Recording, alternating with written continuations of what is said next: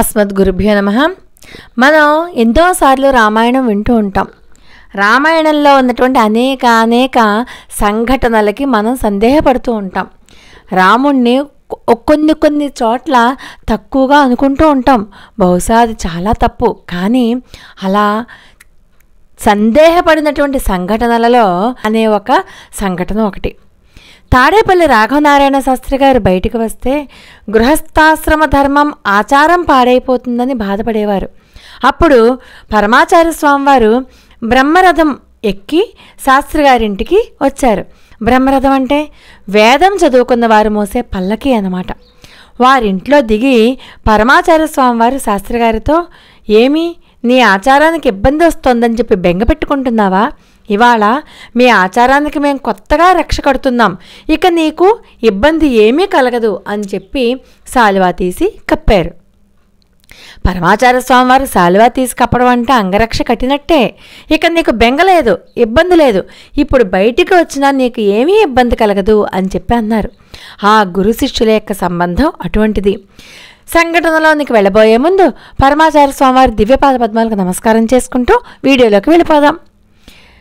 పరమాచార్య స్వామివారు కూర్చుని ఉండగా శాస్త్రి గారు వారి తండ్రి గారైనటువంటి కీర్తిశేషులు శ్రీ తాడేపల్లి వెంకటప్పయ్య శాస్త్రులు గారు రామకథామృతము అనే గ్రంథాన్ని రచించారు.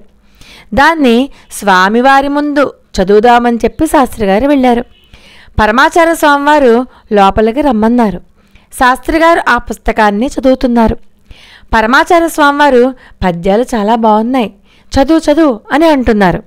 ఇంతలో స్వామివారి సేవకులు ఒకరొచ్చి, పెరియవా, మీకోసం బెంగళూరు నుంచి ఎవరో వచ్చారు, పీఠానికి ఏదో ఇవ్వాలట, అందుకని చెప్పి వచ్చారు, అదేదో ఇచ్చేసి వెళ్ళిపోతామని చెప్పి అంటున్నారు అని చెప్పాడు. కానీ స్వామివారు అతనితో కాసేపు ఆగమని చెప్పు అని సైగ చేసి, నువ్వు చదువు అంటూ తాడేపల్లి రాఘవనారాయణ శాస్త్రి గారిని అన్నారు. సేవకుడు మరలా వచ్చారు. వారికి ఏదో పనుందట పెరియవా, వాళ్ళు వెళ్ళిపోతారట, మీ దర్శనం చేసుకుని వెళ్తారట అని చెప్పాడు. కానీ స్వామివారు ఏమీ మాట్లాడక శాస్త్రి గారి వైపు తిరిగి మళ్ళీ చదువు అన్నారు.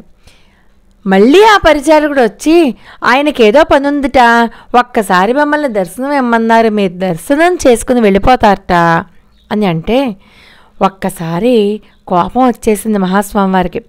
అది చూసి పాపం శాస్త్రి గారు అనుకున్నారు, తాడేపల్లి రాఘవనారాయణ శాస్త్రి గారు అనుకున్నారట, అరే ఏంటిది, నేను ఇలా కూర్చుని పద్యాలు చదువుతూ ఉంటే మహాస్వామివారికి ఇబ్బంది కలుగుతున్నట్లుగా ఉంది అంటూ లోపలే బాధపడుతూ ఉన్నారు.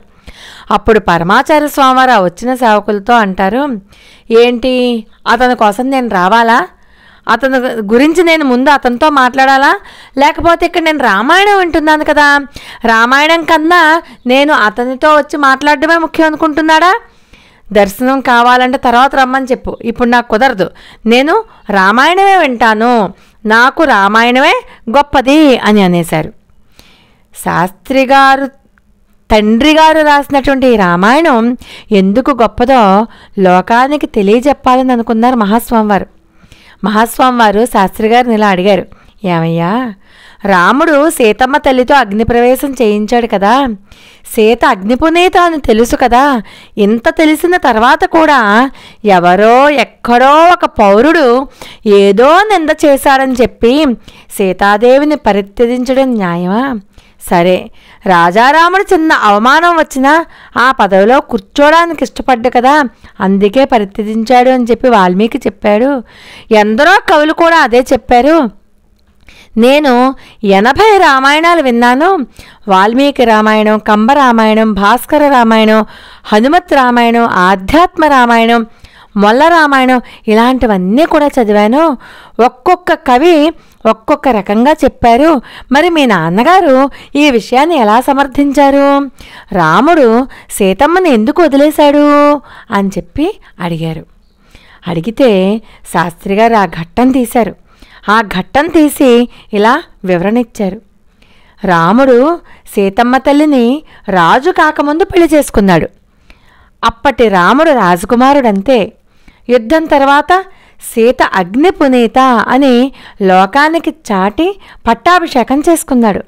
ఒకనాడు మంత్రులలో ప్రభువుకు నీతి పాఠం చెప్పే మంత్రి వచ్చి రాముడు ఏకాంతంలో ఉండగా, ప్రభు, మీరు వైకుంఠంలో ఉన్న శ్రీమన్నారాయణుడు కదా, లోకానికి మీరు ధర్మం నేర్పడానికి రామచంద్రమూర్తిగా వచ్చారు, నరుడిగా ఈ భూమి మీద నడుస్తూ ఉన్నారు.